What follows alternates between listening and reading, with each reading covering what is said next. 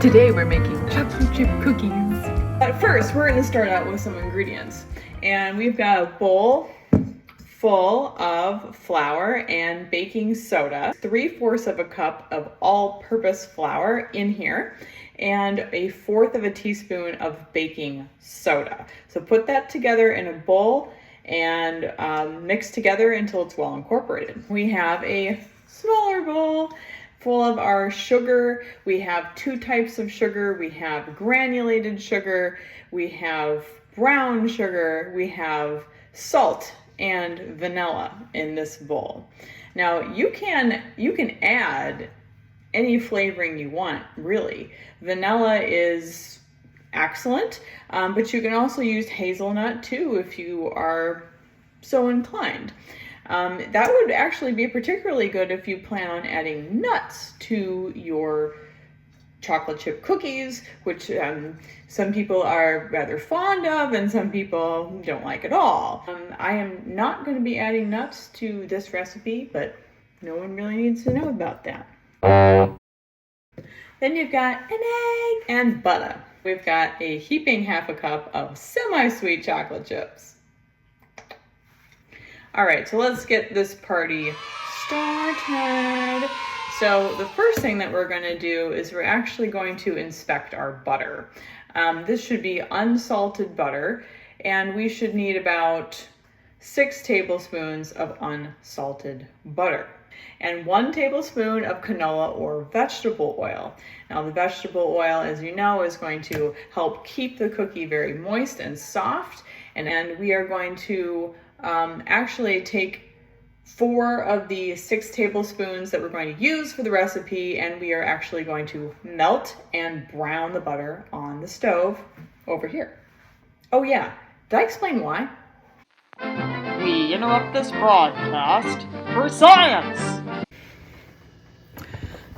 So the reason why we brown butter is not to be overly fancy or unnecessary. Actually, the reason why we brown butter are 2 little things. The first thing is that it provides a rather nutty flavor to the cookie, which some people find desirable. The other reason is that when we brown butter, it separates the water portion of the butter from the actual fat portion of the butter. Now this is good because the water portion can then intermingle with the gluten protein in the flour, which makes the cookie chewy. And we like chewy cookies.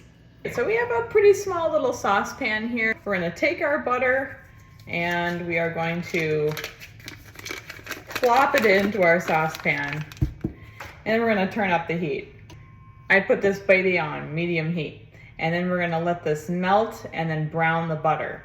And browning the butter is the secret to success in this recipe. And if no one else knows, they'll say, gosh, there's something just magical about these cookies. What is it? I don't know.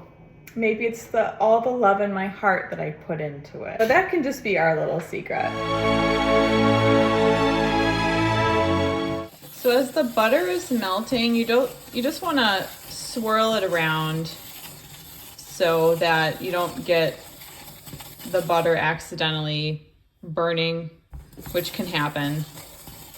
So stay with it. Don't like walk away and go check an email or something. Stay with it. Okay, perfect. So this is all melted now, and we are going to still keep with the butter here, people. We're gonna swirl it around almost constantly, because if you just leave it and you have a phone call or someone really hot comes to your door, it could burn, and you don't want the butter to burn. See, you don't want the butter to burn, you just want the butter to brown. And over time, over the course of maybe 2 to 3 minutes, you will see that the butter is going to change into the yellow color to a amber-like color. If it is super, super, super dark brown, you've burnt it, unfortunately. So you're looking for a kind of a amber golden brown color. And so as you can see, the butter is brown, and we're gonna take it off the heat. Okay, so we've survived the browning experience, and hopefully no one got burnt in the process, and you know, and your butter didn't burn either. So we're gonna put our hot butter into a bowl.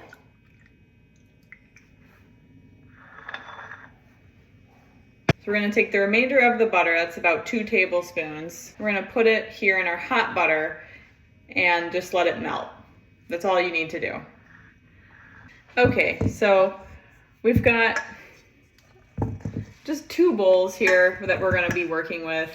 We're gonna just mix together the flour and the baking soda until well incorporated.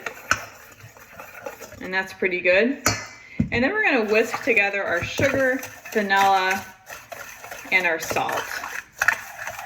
And just whisk that up until it's well incorporated. We are going to add a tablespoon of vegetable oil. Then we're gonna take our luxurious butter concoction and put it into the sugar mix.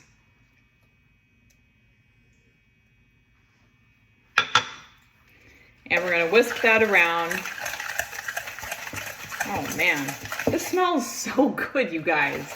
It smells like, oh gosh, it smells like a candy store, like a toffee candy caramel shop. All right, and then we're gonna take our egg and put it into the sugar mix. Whisk that all up. Look at that. You guys, I need another camera to show you like mixing, because I know some of you guys are like, oh, we want to see the mixing. Like, I need another camera, so that's coming soon. All right, so that's really well incorporated. Wow, look at that. Woo.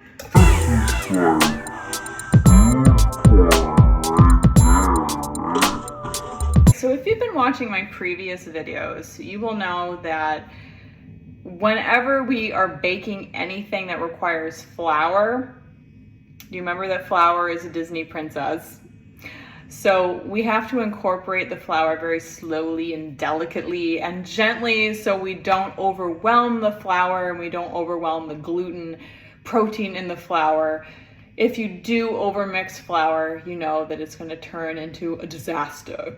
So we don't want that. So we're going to do about 1/4 of a cup at a time of the flour. And you can measure it out if you want, but it's not necessary. And if you have some flour that like goes overboard, that's okay. So as you can see, you guys are probably saying, well, this is a pretty small amount of cookies. And yeah, it is.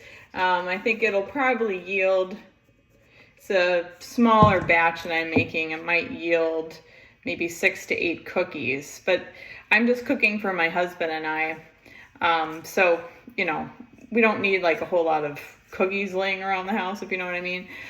So you can double this recipe as well to make a larger portion. And, you know, if you go to like a family gathering or a picnic or something, then you can bring the cookies with you and you can have a lot more than just 6 cookies. All right, so feel free to change over to a spatula. It might be a little bit easier when you incorporate the flour.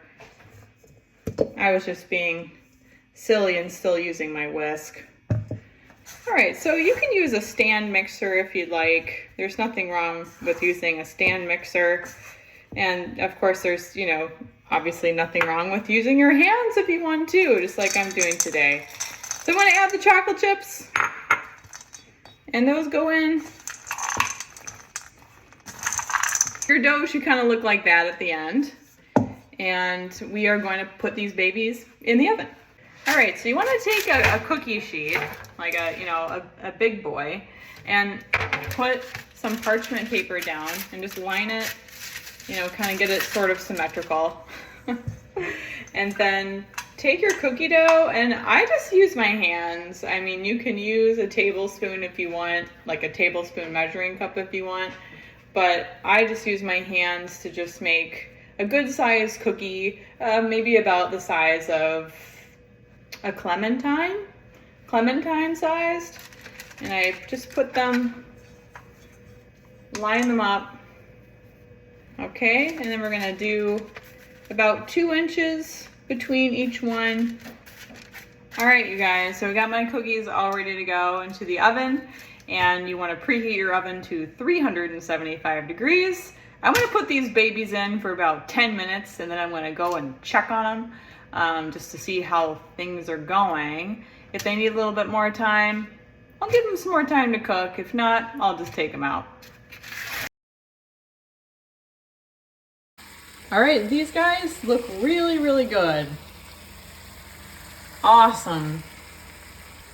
I'm gonna let these guys chill here for about 5 minutes and then take them off the pan.